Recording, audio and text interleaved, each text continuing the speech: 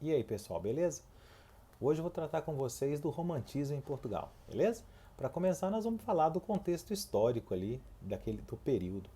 Nós podemos compreender o romantismo em Portugal entre os anos de 1825 e 1865, ok? São mais ou menos 40 anos desse estilo em Portugal, começando com a publicação do Camões, do Almeida Garrett, um livro de poesia, em 1825, e terminando com a questão Coimbra.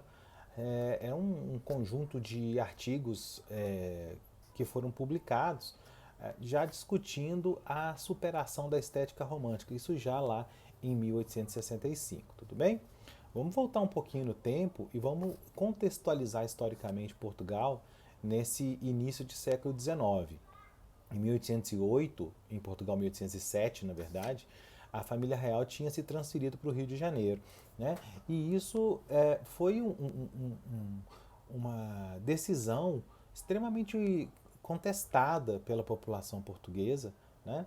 Eles viram realmente como uma fuga de Dom João VI em relação a Napoleão, né, que estava chegando, batendo as portas de Lisboa. Então Dom João resolve tirar o time e transferir a capital do reino para o Rio de Janeiro.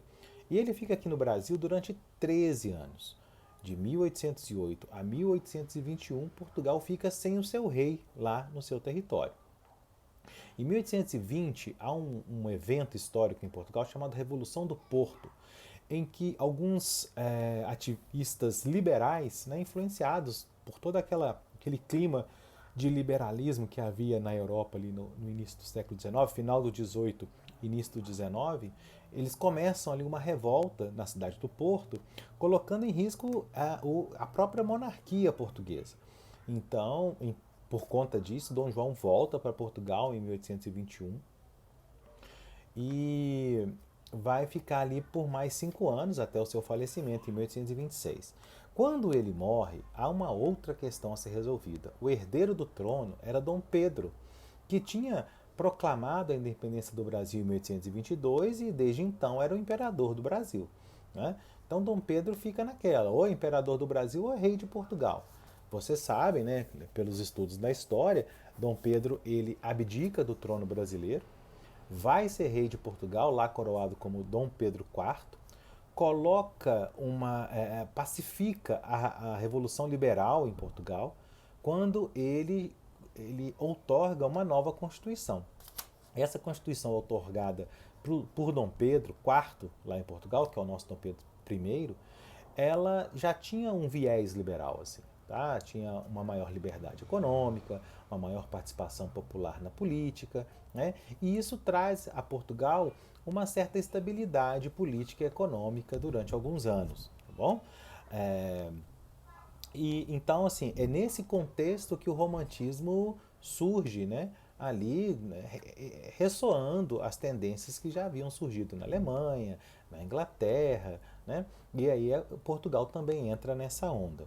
Então, seguindo essa tendência que nós já estudamos sobre as linhas gerais do romantismo, a primeira geração romântica portuguesa, ela também é uma geração nacionalista, né? Como foi na Alemanha, como será, né, no Brasil. Também em Portugal, os primeiros autores, eles têm essa pegada nacionalista. Os mais importantes são o Almeida Garrett e o Alexandre Herculano. O Almeida Garrett, ele tem produção em prosa, com Viagens da Minha Terra, em poesia lírica amorosa, como no Folhas Caídas, no teatro histórico, como Frei Luís de Souza. Né? São obras muito importantes do Almeida Garrett, desse primeiro grande nome do romantismo português. O Alexandre Herculano, a sua especialidade é a prosa histórica. Né? Os livros mais famosos dele, O Bobo, O Monge de Cister, mas para mim a obra-prima do Alexandre Herculano é Eurico, o Presbítero, que é um livro tipicamente romântico, que se passa na Idade Média, né? Meio naquela pegada das cruzadas, naquele movimento das cruzadas. Então é um romance super movimentado, um romance de aventuras, assim, que tem todos os elementos assim que para o sucesso daquela história. Amor proibido, né? É, tem uma questão religiosa ali do combate dos cristãos em relação aos muçulmanos, nesse movimento da Reconquista. Então, é um romance super movimentado, super interessante. Tá? São essas as características mais importantes. Essa pegada nacionalista, a busca das origens históricas, e em Portugal a sua origem histórica está na Idade Média, né? A lírica amorosa, obviamente, o romantismo, né, é uma das marcas mais importantes, e o teatro histórico também, dialogando nessa linhagem aí. Já a segunda geração romântica em Portugal é uma geração mais madura do ponto de vista estilístico, do ponto de vista do movimento romântico como um todo. Né? Eles trarão ali elementos, por exemplo, como o mal do século, né? Aquele pessimismo, aquele gosto pela morte, o gosto pelo mórbido, o tom de mistério, de maldito. Isso vai aparecer na segunda geração também em Portugal. A segunda geração em Portugal é marcada principalmente pela prosa do Camilo Castelo Branco. O Castelo Branco ele vai se tornar o autor mais popular do romantismo como um todo, assim. Provavelmente, e de língua portuguesa sem dúvida. Ele era um escritor profissional. Isso é interessante. A profissão dele era escrever livros, era escrever literatura. Ele vivia da literatura. Então, a gente conta-se mais de 200 obras do Camilo Castelo Branco. Obviamente, nem todas têm, vamos dizer, qualidades né, literárias, artísticas intensas, né? Não são 200 obras de qualidade, mas sim, ele era um escritor muito talentoso, né? E trouxe temas muito importantes. A grande importância do Camilo Castelo Branco, ao meu ver, é que ele prenuncia também a superação do romantismo em alguns romances. Né? Ele tem romances românticos, tipicamente românticos, lembrando que isso não é um pleonasmo, né, gente? Romance é uma narrativa extensa e romântico é porque foi feito no romantismo. Ele tem obras como Amor de Salvação, Amor de Perdição, que são romances que tratam de amores. Ele tem contos de mistério, como o Mistério em Lisboa, por exemplo. Né? E ele tem também obras que já trazem traços realistas, assim, uma espécie de superação do romantismo. E eu cito para vocês uma obra muito interessante do Camilo Castelo Branco nessa linha, que é o Coração, Cabeça e Estômago, em que ele vai satirizar mesmo, mostrar de forma caricatural a sociedade burguesa, né? Nossa, a sociedade burguesa portuguesa, ecoou, né? Rimou. Mas o Coração, Cabeça e Estômago trata disso, dessa pequena burguesia portuguesa e de como que, de certa maneira, soavam meio patéticos. Beleza? Essas são as obras mais importantes aí do Camilo Castelo Branco. A sua obra mais famosa é o livro chamado Amor de Perdição. O Amor de Perdição fez um sucesso tremendo, até hoje é objeto de versões do cinema, né? De peças de teatro. Amor de Perdição tem todos os elementos que o povo gosta. Né?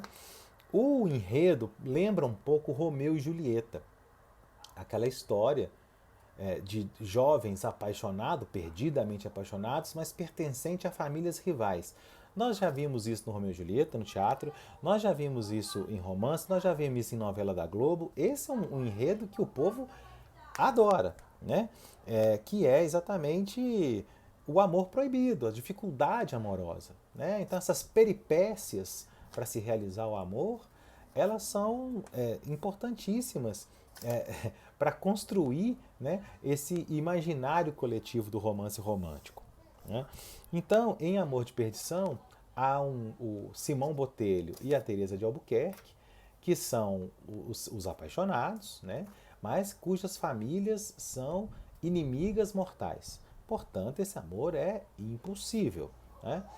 Nessas idas e vindas amorosas, o Simão acaba se envolvendo numa briga em que ele acaba matando um parente da Teresa, um primo da Teresa, e por conta desse crime ele acaba sendo preso e condenado à forca.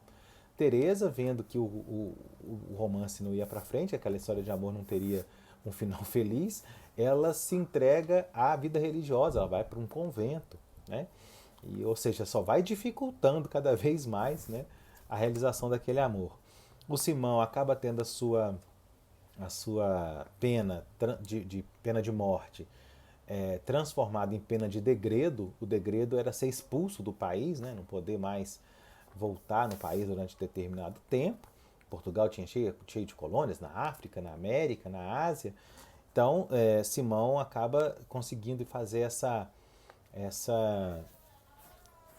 ele obtém esse benefício de pena, né? Em vez de ser executado na forca, ele vai ser expulso de Portugal.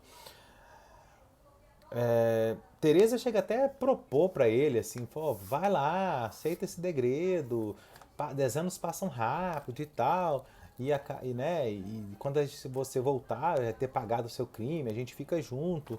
E o Simão fala que é impossível, que ele não vai dar conta de viver tanto tempo fora da sua pátria, longe do seu amor, etc.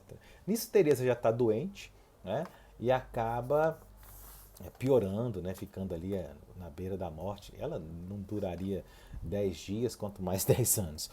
É, e no dia que Simão então embarca para o degredo, a Teresa morre no convento.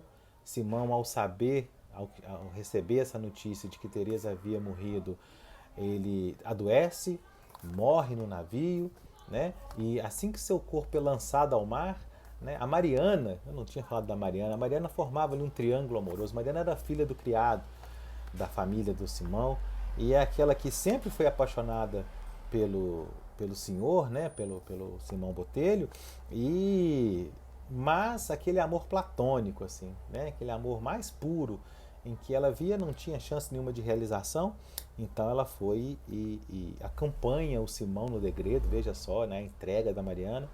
E quando ele morre, seu corpo é jogado ao mar, Mariana pula, né, e acaba se suicidando ali pelo seu amor. Ou seja, tragédia de toda sorte, né? E o povo adora uma tragédia. Então, Amor de Perdição conta, tem essa pegada aí, né, popularesca, né? É, então é isso, assim, o romantismo em Portugal, ele dura esses 40 anos, né?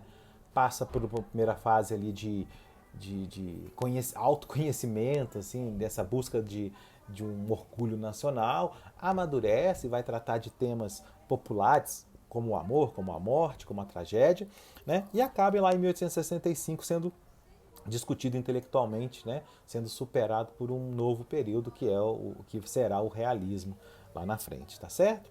Eu vou indicar para vocês, para quem tem curiosidade de ler essas obras, o site Domínio Público, www.dominiopublico.gov.br, em que você encontra todas essas obras do Alexandre Herculano, do Almeida Garrett, do Camilo Castelo Branco e de autores brasileiros também que já caíram em domínio público e tem o download gratuito ali.